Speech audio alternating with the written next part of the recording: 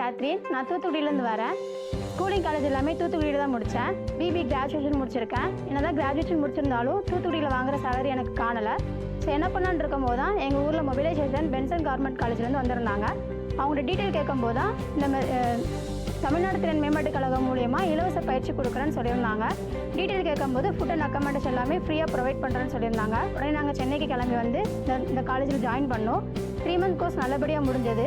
Course முடிஞ்சதுக்கப்புறம் எங்களுக்கு இவங்களே இன்டர்வியூ கண்டக்ட் பண்ணி இன்டர்வியூ அட்டன் பண்ண வச்சாங்க. இன்டர்வியூவில் செலக்ட் ஆகணும். செலக்ட் ஆனதுக்கப்புறம் இப்போ நான் பிவிஆர் ஐனெக்ஸில் சர்வீஸ் அசோசியேட்டாக ஒர்க் பண்ணிகிட்ருக்கேன்.